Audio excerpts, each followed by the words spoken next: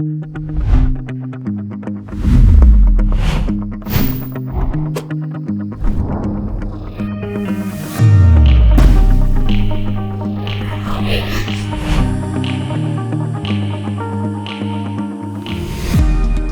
my name's David White, I'm the Managing Director of White's Bakery. Together with my team of 38 people, staff on site here in Worsborough Bridge in Barnsley, we produce a range of specialist individual portion cakes, predominantly for the schools market. My son Matthew is our operations manager and my daughter is in charge of sales and marketing.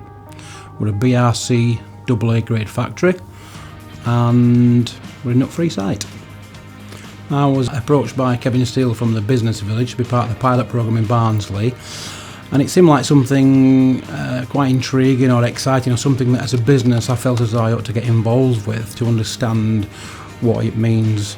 I think we're all well aware of the massive hikes in energy costs, and I suppose for me it was a case of how can we mitigate that increase, and it sort of sparked my interest in making a saving within the business, I guess. But it's not only that, I suppose it's also about looking at our green credentials, the type of customers we want to deal with in the future. I think there's an expectation there that people are going to want to expect to deal with companies that are considering the planet's future, sustainability, what we're doing to mitigate the problems we've got in the world at the moment.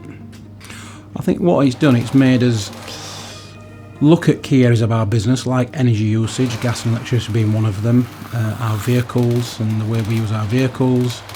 And I think by measuring something in that respect, you can then monitor it, make changes, ask more questions, and it opens up a whole debate about what we're doing as a business and how we can make savings, how we can do things differently, more economically, and use the resources available in a more effective way. So the start of the journey was for us to understand where we are as a business. So we got a diagnostic tool provided, which we had to complete, which measured things like energy, fuel usage, things like staff journeys to work, flights with the business, hotel accommodation, and then we were looking at things like goods coming into our business and the impact they have on the environment, goods as we sell them on and the transport costs taking goods to our customers. So I suppose in a nutshell, we were looking at if we weren't here as a business, what would disappear? We are here, so what's the impact? And it's that the diagnostic tool helped us to measure, which then gave us our carbon footprint. The biggest cost for us was energy, gas and electricity. So we're looking at strategies now within the business to reduce those costs. So looking at things like sensors in certain areas, zoning the factory so that lights come on and go off as needed. We've looked at our oven capacities and how we use our ovens. There are other machines like cooling tunnels. We've took out the process altogether, which was a big saving, and we're letting products cool naturally now rather than forced cooling. We also, prior to this, we were on this journey already. We've looked at our waste stream, so we're looking at how we handle cardboard and waste plastic and waste food within the factory. So we had, as a business, everything at one point was going to landfill. We're now recycling all our cardboard, we're recycling all our clean plastic, and all our food stuff is going to for pig feed, for animal feed. And we're actually getting paid now for the cardboard and the plastic. So there's a business case for being a little bit greener, I guess. I think looking at the diagnostic tool, it shows that our own transport is quite a big contributor to carbon emissions, and then the gas and electricity that we use within the factory and the process is quite a big chunk of that. They're the areas we're focusing on.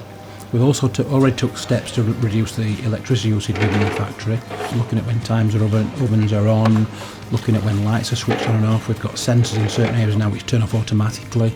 We didn't have that before, so straight away we were measuring our electricity usage every week. We could see with these small changes already the electricity usage is coming down, and that straight away it's the bottom line. That's an absolute no-brainer.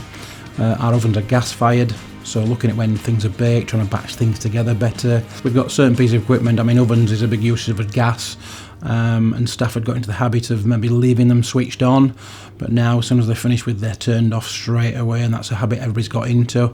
And the fact that we're sharing this information with people now, and they're understanding that we're trying to, I mean, everybody's aware that energy costs have gone up, but the staff, more importantly now, they're mindful of this and they're taking action themselves.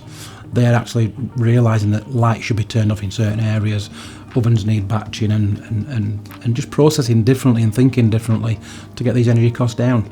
The process has been, once you get your head around it and you understand the diagnostic tool and the information that you want, there's a bit of legwork, I suppose, in pulling the information together, and a bit of a routine digging old water bills out and old gas bills and finding out where we are.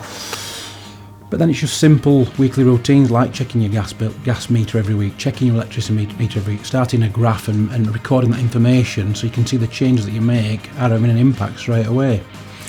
The process has been really, really well. The people involved with the delivering the programme have come across really well. They're always there and willing to help, which is a big bonus. If you get stuck, you can pick a phone up and ask someone. And then also the work we've done with the one-to-one consultation we've had, that's been invaluable as well. Looking at the things that we maybe wouldn't have considered without that input.